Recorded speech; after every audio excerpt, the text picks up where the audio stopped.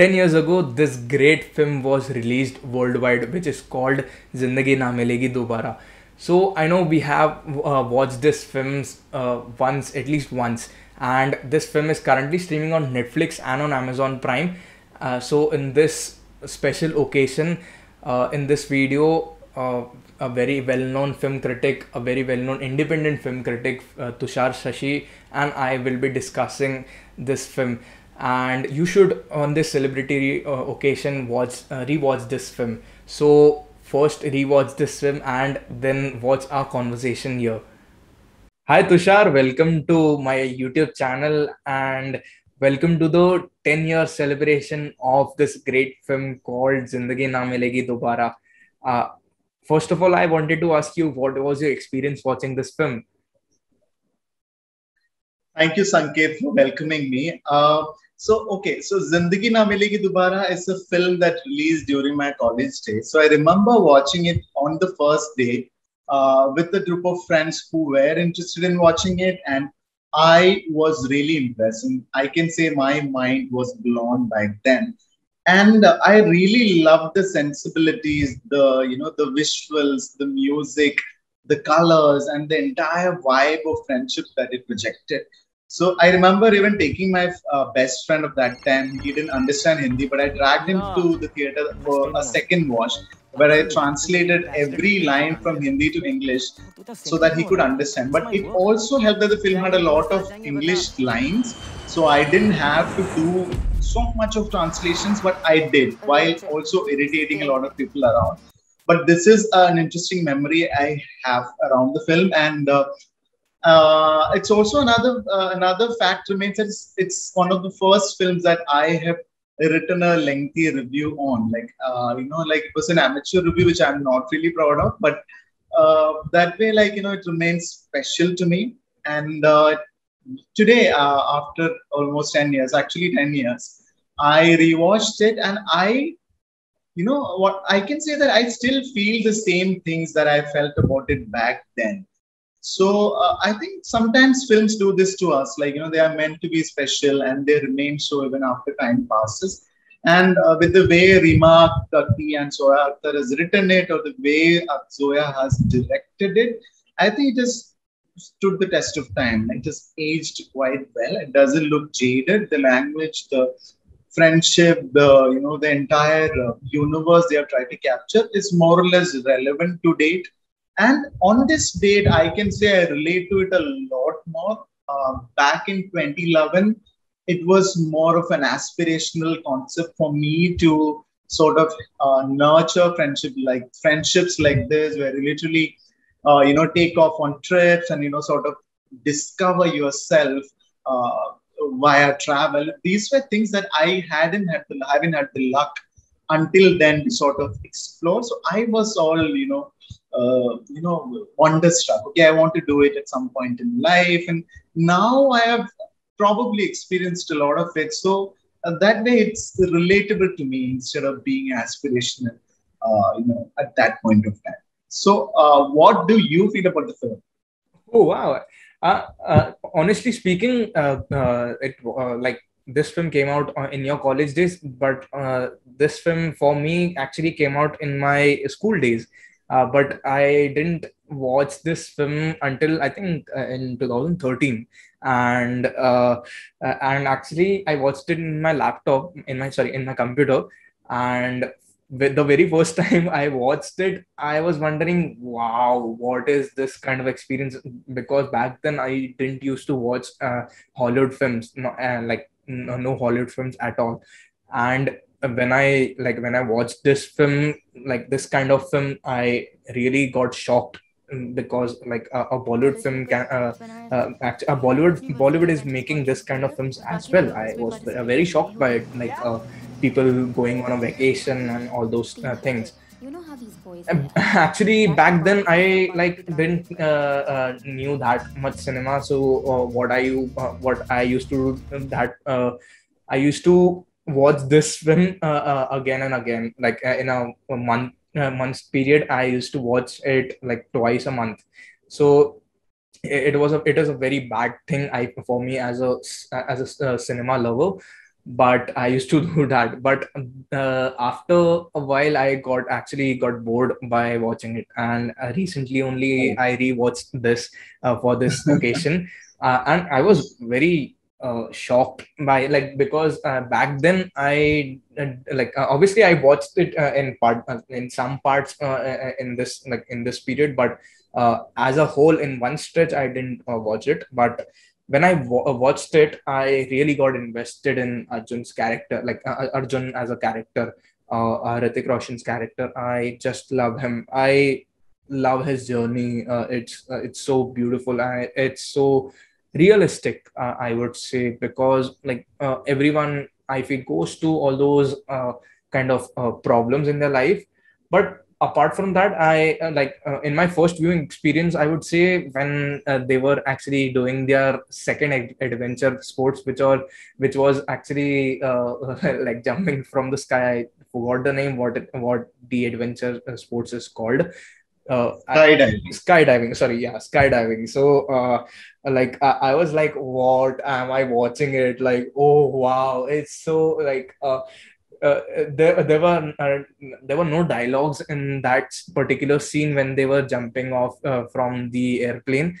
It was just communicated through music, and that music actually created such great magic. I'm not forgetting, I will not forget that experience of watching that film with that music. That just unforgettable, and I really liked about I really Yeah, that stretch, that particular stretch where they dive and they are all together in the sky, it was so magical with the music and the cinematography and everything. So yeah, I remember even the picture stayed back when I watched it for the first time. I mean, today when I rewatched, it was still just as fresh as it ever was. So yeah, very true. exactly. And even when I think obviously in the first first viewing I was in school, and I didn't get invested in like those characters in general. But what I only got invested where they were actually performing all those adventure sports, and I was loving that. And where they were just Farhan's character was just afraid of skydiving, and I was laughing back then, and I was just enjoying my love for Bollywood back then, obviously. But I was pretty shocked by watching this film. That's the thing. But I actually wanted to ask you, how did the music of the film uh, like uh, impressed you? Did the music impress you in general? Music, as in the songs. Yeah, so it came at a point when Bollywood still had a lot of lip sync songs. It released in 2011. If I'm not wrong, it's the year of the Dirty Picture. Films like that. I might be wrong. Yeah, it was in 2011 when Dirty Picture came out.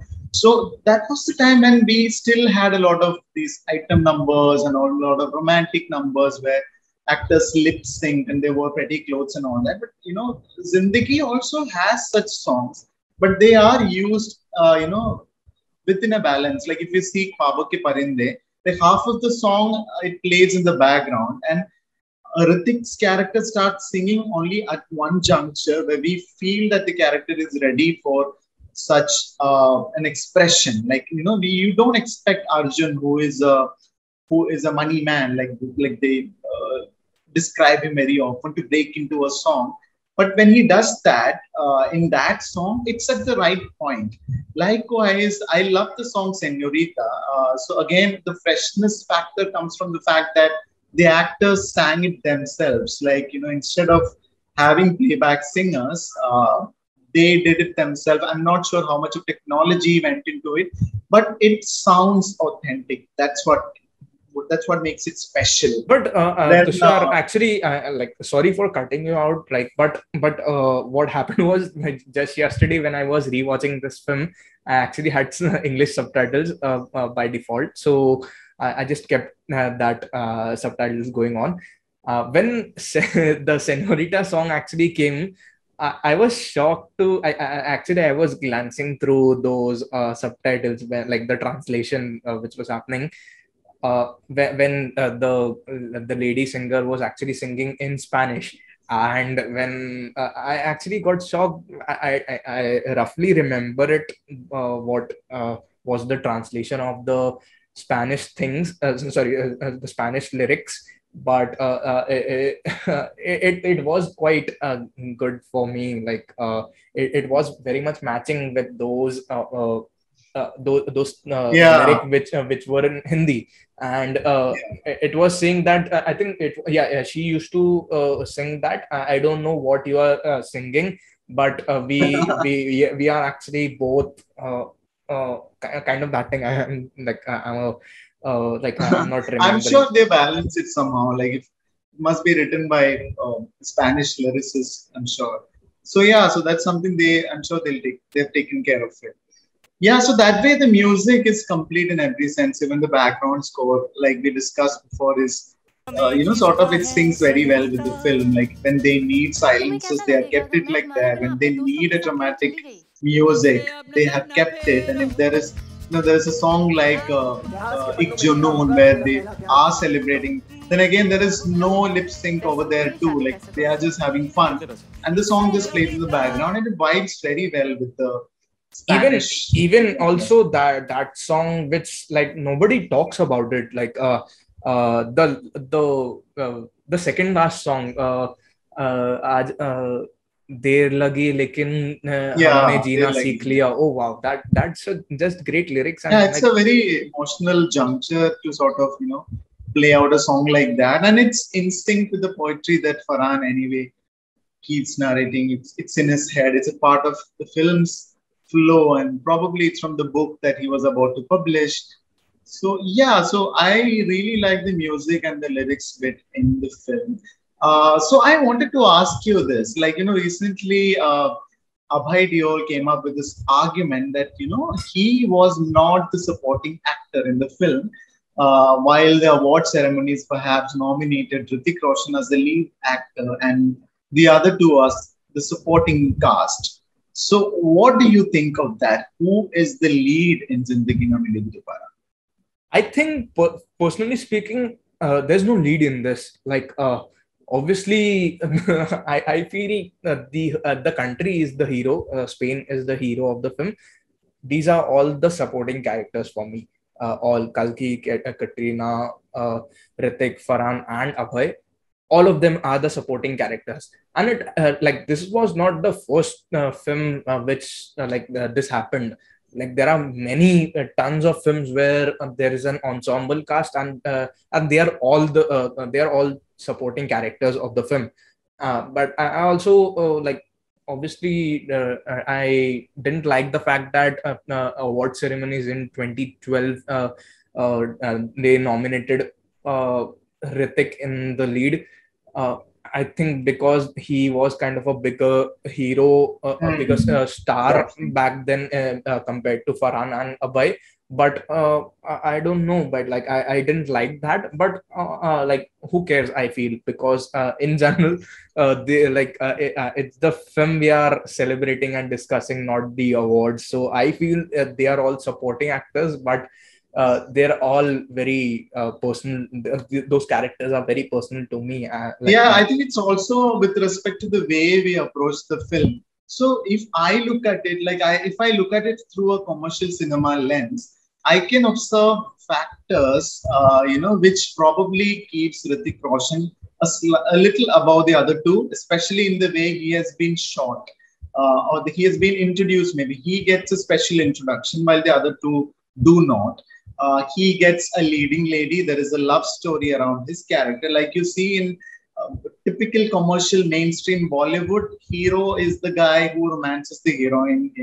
He is the one who gets the girl and stuff like that. So if we look at it through that lens, then Hrithik certainly is the lead of the film. And also, all three guys in the films, they have some sort of issue or the other, which gets resolved by the end of it. The film chooses, the writers chooses to resolve Hrithik's hurdles first in the narrative. From then on, he is sort of an anchor who helps or supports his friends. Like, he will.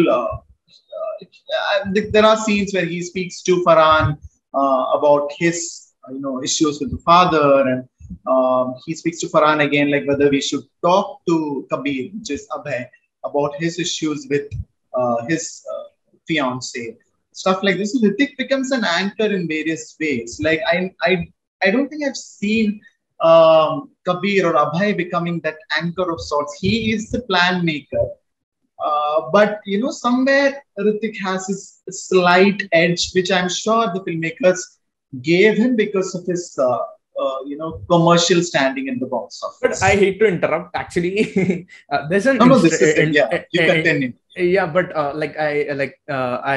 there's a strange point just came to my mind that okay, like in this film, actually both of them, both Farhan and Boy's characters were actually acknowledging that, like Farhan actually acknowledges that I'm the one who organized this trip, and because of me, everyone actually came to this trip. And in the end, Hrithik's character actually tells Abhay that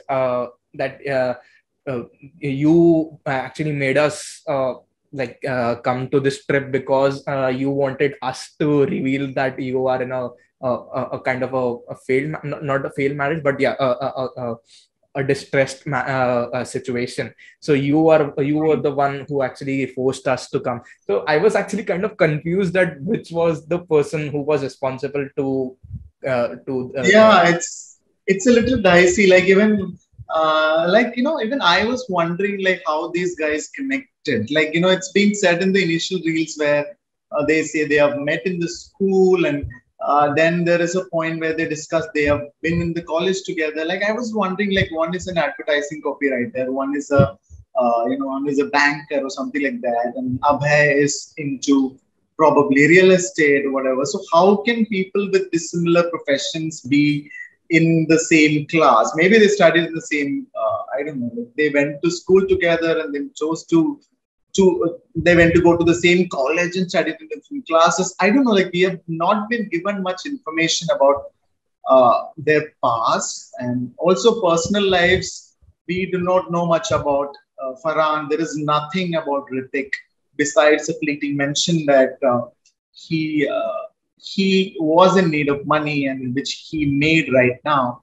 While there's a lot of info around Abhay's family, so that way the writers have sort of concealed a lot of information. Uh, yeah, so that's something I observed today while watching it. Exactly, that, and this is a mystery in itself, and obviously only Zoya Akhtar or Reema Kakti will can answer these kind of questions, Answer and this. and that's the thing. But Yeah, so yeah, go ahead. no, so that's what, like, Zoya and Reema they have this unique chemistry with which they create films, which are something that's purely their genre. So I don't really there is no equivalent to what they create, is what I feel. And I also on that note, one thing I observed is that the film is one that appeals to the urban audience. There is considerable amount of usage of English language as opposed to Hindi. So there are dialogues that are literally translated from English to Hindi. Like I'm not a native Hindi speaker, so I came across this dialogue which was like, "Chalo Arjun ko torture karte hain, vacation kyun banta ja raha hai." I mean that's how we talk in English. Like that's the way you're right. Like let's torture Arjun kind of vacation is going to be something like that. So they have literally translated it. So I'm not stating it as a complaint or a critique, but didn't you feel that like they have literally written the screenplay in English and later they penned dialogues in Hindi? But yeah, but I kind of obviously not wholly disagree with you, but kind of disagree with you. This all those characters, all the five characters, I would say, were actually grown up in the urban, the higher class, upper middle class society. And like obviously, since we know that they primarily speak English, that's the main reason they were like kind of speaking mostly in English. That's the reason. uh, and like these are actually the like things which only happen in kind of Zoya Akhtar's films mostly, excluding Gully Boy. But these kind of things actually happen. But this kind of uh, uh,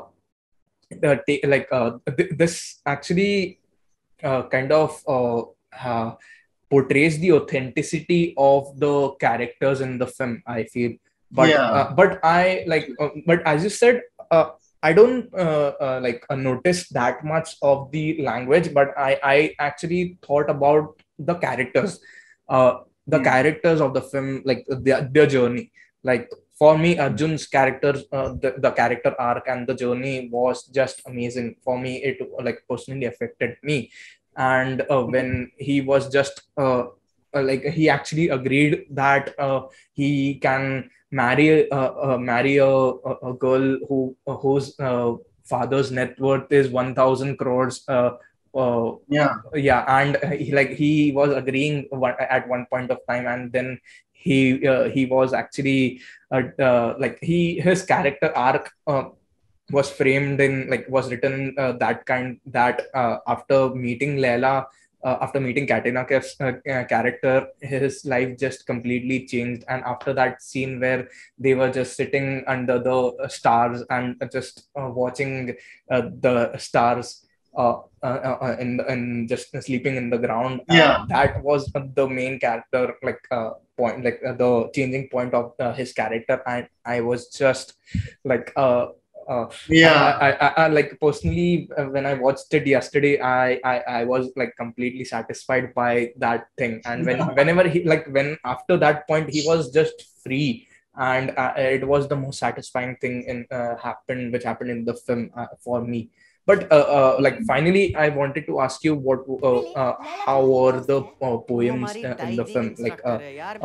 What do you think खाली it जिंदगी बनने वाली. created a different narrative, like a unique narrative structure in this film? जीना कोई तुमसे सीखे. So what's the question? मेरी Like, जिंदगी तो जैसे I The didn't get it. poems, the poems by like the Farhank's character actually Yeah. narrates. Yeah, it makes it's nicely integrated to the film. Like, I'm even though I'm not a native Hindi speaker, I found that the poetry bits made a lot of sense. Like I agree with you in the fact that these are characters who grew up in a society that spoke more English than Hindi. And I feel the dialogue should have been a lot more in English, to be honest. Like, these are guys who may not talk at all in Hindi at homes. But when the poetry bits came in, like the way it's weaved to Arjun, Kabir, and Imran's stories, it just felt complete. Like we know that there is a book that Imran has written, which is never published, probably because his insecurities, his issues with his birth father, and stuff like that. So it makes sense that he is a writer. So he has a penchant for writing. Even on the go, he keeps a diary. So yeah, so I really loved it. Like even back then when I watched it 10 years back, like, it made a lot of sense to me.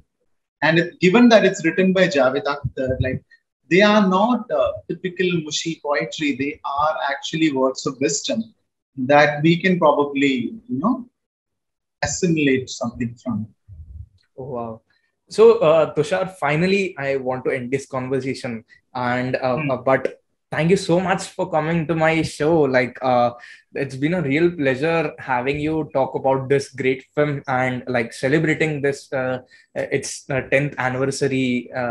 I'm just like, thank you so much. Like, this was actually your idea for reminding me that we should do this 10th anniversary celebration of this film. So I'm glad that I came here and we had a chance to speak about the film. So before we sign off, let me ask you, who is the most relatable or the most favorite character of yours in Zindagi Na Milegi Dobara? Oh, wow. That's an interesting question. For me, it was Arjun. Ritik's character, as I said in earlier also, like earlier as well, like his character, his journey, like personally affected me as well. Like that's the thing. But for you, if I may ask. For me, I think it was Imran. Perhaps we share the same profession.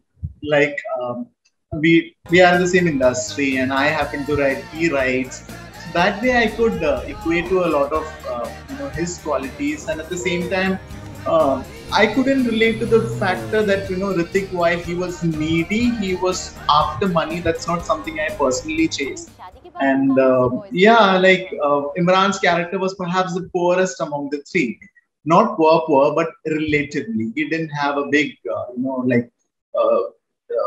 he was not a money minting machine. He didn't have a big hereditary factory or whatever that Kabir had. And he was on his food. He had his issues, which he resolves in his own method. And that way, Imran was a lot relatable. But I also empathized a lot with Arjun, with the issues that he faced with respect to finances, with respect to relationships. And I felt really happy when he finally got Leila. Like, it was sort of giving him a closure of sorts, especially from Imran, who had a sort of relationship with his then girlfriend. So those two characters I could relate a lot with. But Kabir, in comparison, I could not connect much to it. I'm not somebody who would resist from communicating something that I want to. Yeah, so the answer to the question is Imran. Wow.